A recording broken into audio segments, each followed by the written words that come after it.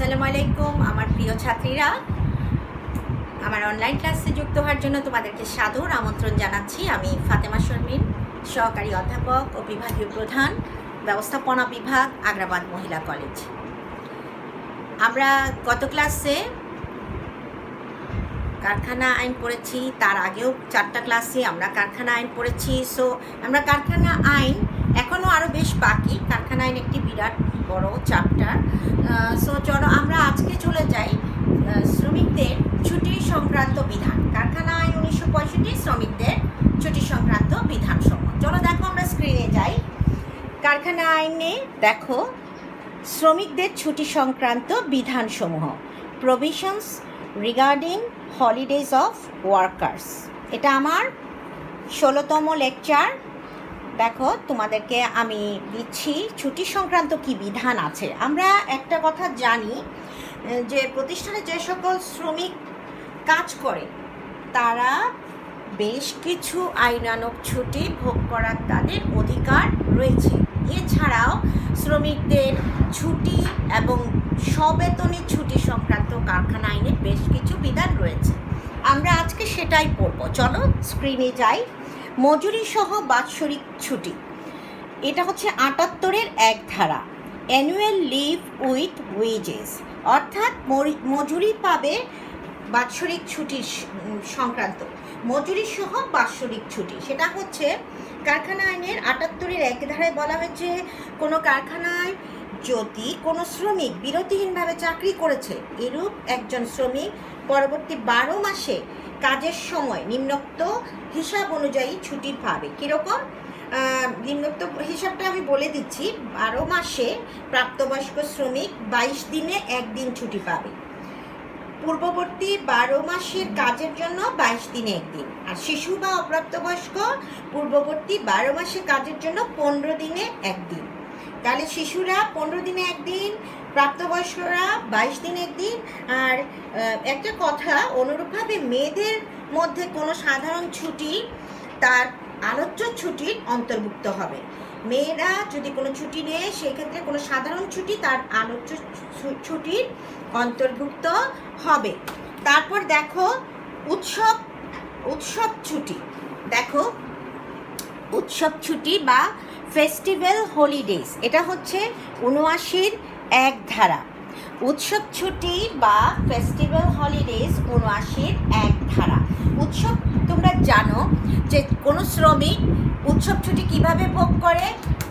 উৎসব ছুটিটা সে কীভাবে ভোগ করে? প্রত্যেক শ্রমিক কমপক্ষে 10 দিন মজুরি সহ উৎসব ছুটি ভোগ করার অধিকারী হবে। তাহলে প্রত্যেক শ্রমিক বছরে 10 দিন মজুরি সহ উৎসব ছুটি পাবে।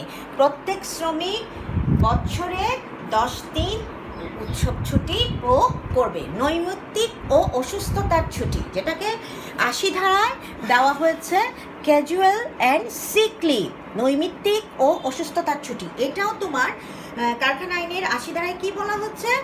প্রত্যেক শ্রমিক বছরে 10 দিন পূর্ণ মজুরি সহ নৈমিত্তিক ছুটি ভোগ করতে পারবে এবং প্রত্যেক শ্রমিক বছরে অর্ধেক গড় মজুরির ভিত্তিতে 14 দিন অসুস্থতার ছুটি ভোগ করতে পারবে।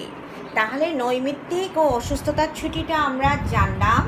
এবার আসো ছুটিকালীন মজুরি, 81 ধারা। Wages during the holiday periods, যখন ছুটি থাকে তখনকার বিধানটা আমরা জানি। কারখানা আইনের 81 ধারায় বলা হয়েছে, কি বলা হয়েছে দেখো, একজন শ্রমিক ছুটিকালীন নিম্নোক্ত হারে বা কিভাবে ছুটি পাবে আমরা দেখাচ্ছি।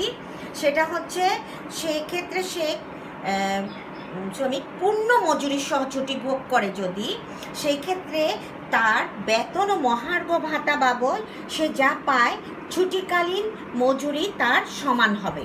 আর শ্রমিক যদি অর্ধ মজুরি সহ ছুটি পায়, সেক্ষেত্রে তার কাজের বেতন ও মহার্ঘ ভাতা বাবদ সে যা প্রাপ্ত হয়ে থাকে তার গড় অর্থদিনের সমহারে ছুটিকালীন মজুরি তাকে দিতে হবে বা পাবে। এরপর দেখো অগ্রিম মজুরি প্রদান, পেমেন্ট স্যালারি ইন অ্যাডভান্স, 82 ধারা।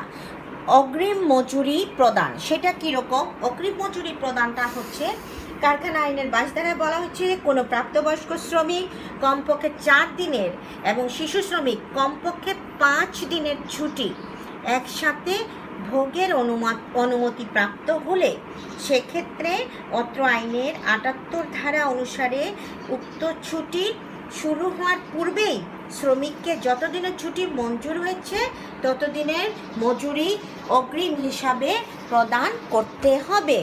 অর্থাৎ সে যদি ছুটি নেয় তাহলে তাকে অগ্রিম মজুরিটা পেমেন্ট দিয়ে দিতে হবে। এরপর আসো পরিদর্শক কর্তৃক মামলা দায়ের, সু বাই ইন্সপেক্টর। 83 ধারায় কি বলা হয়েছে? পরিদর্শক কর্তৃক মামলা দায়ের। এটা হচ্ছে কারখানা আইনের 83 ধারায় কারখানা আইনের বিধান অনুসারে মালিক বা ম্যানেজার কর্তৃক শ্রমিকের যথাযথ পাওনা পরিশোধ করা না হলে কারখানা পরিদর্শক যে কোনো শ্রমিকের পক্ষে আদালতে সু করতে পারে বা মামলা দায়ের করতে পারে। কার পক্ষে?